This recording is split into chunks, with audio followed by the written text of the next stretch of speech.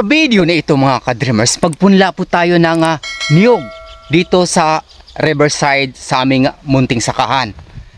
At dahil sa biniyayaan po tayo ng Diyos ng napakaraming binhi ito yung mga niyog na tumubo dito sa area na to mga ka-dreamers. Ayan, sa aming munting sakahan ng niyog. Kaya praise God dahil sa pagkakataon nito para sa atin na madagdagan yung ating punlang niyog dito sa riverside. At sa hinaharap mga ka-dreamers, itong riverside na to ay mapapakinabangan natin. Mala resorts kapag tuluyang tumubo yung ating maipunlang niyog ngayong araw na ito. After 2 to 3 years ay mari po natin siyang mapakinabangan. Dito sa area na to. Yan, papunta doon mga ka-dreamers. Tapos papunta diyan sa gilid na yan, doon sa pinakadulo na yan. Yan yung ano na yan, yung matayog na niyog na yan. Didiretsuhin natin yan, yung ating niyog na may layong 2 dipa, yung pagitan. Gagamitan po natin siya ng panukat mga ka-dreamers sa pamamagitan nitong kawayan, 2 dipa, nang maging maayos yung ating pagpunla ng niyog.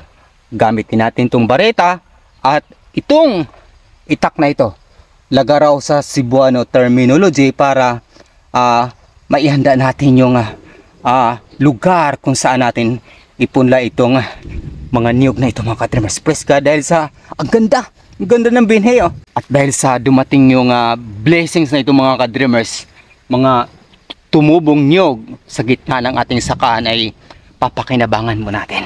Ipunla natin dito sa riverside na to. Mula dito mga ka-dreamers sa pinakamatandang puno ng niyog na ito.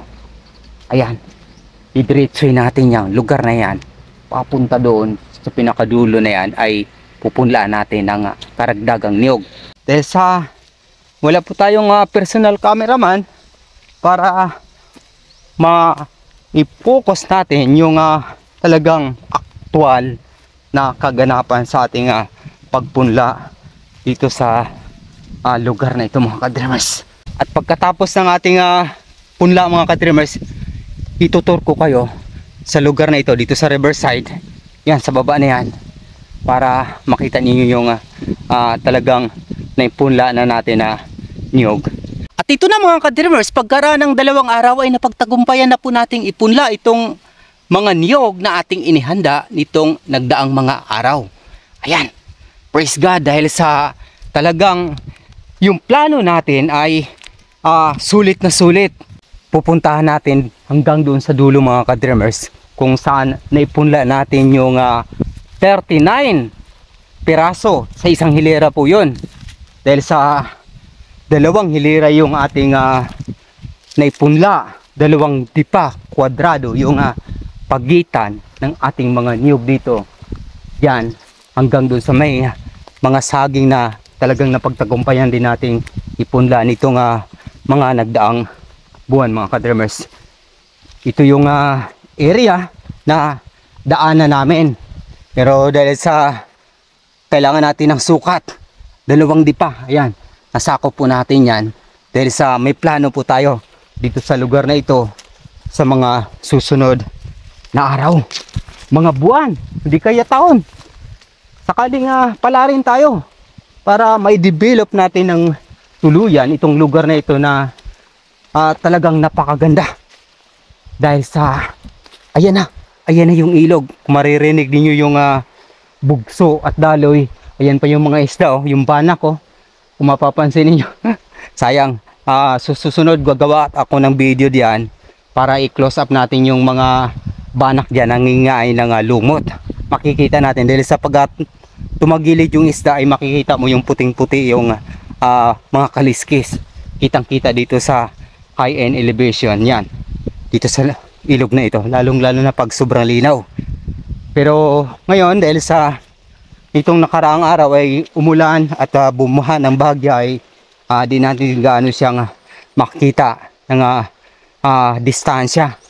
Pero ito na yung ating area hanggang doon sa puno ng Jumelina na iyan, yun yung boundary hanggang doon sa aking lupain ng aking tiyuhin. Napakaganda nito mga ka-dreamers, kaya pinaplano ko talaga na punlaan muna ng dalawang hilirang nyog, dalawang dipak kwadrado, para sa hinaharap talagang gagawa natin ito ng napakagandang plano para mapakinabangan ng mga susunod na henerasyon yung lugar na ito. At in the future to come, dadayuhin ito, lugar na ito. Talagang dadayuhin ito ng mga kabataan, ng mga mag-celebrate ng mga birthday, ano pa yung isi-celebrate, dahil sa makikita mo yung overlooking na ilog, natural, nature, ika nga. Yan mga ka-dreamers. Yan. So hanggang dito mga ka-dreamers, yung ating niyog. Yan. At meron na po tayong saging dyan, ipinunla, na talagang nag-uugat na. Yan, sumibol na ng tuluyan. Napakadami po yan, variety. Yung ating saging na ipinunla dyan. Ito yung ilalim na ito. Ito yung pinaplano natin para sa hinarap, para sa ating Luya Farm Plantation. Kaya inuna ko yung riverside na linisin mo na para makita natin yung kagandahan ng ating munting sakahan. Kaya kung baguhan ka pa sa aking YouTube channel, Dreams Visions TV, maaari niyo po akong tulungan sa pamamagitan ng inyong pag-follow at pag-subscribe. Hanggang sa muli, maraming salamat sa pakikinig at pag-subscribe. Papuri sa Diyos, sa ngalan ng Ama, ng Anak, at ng Espiritu Santo. Amen. Praise God. Dahil sa talagang napagtagumpayan natin sa pamamagitan ng biyaya at pagpapala ng Diyos na magpunla ng niyog na umabot po ng 85 piraso dito lang sa area na to.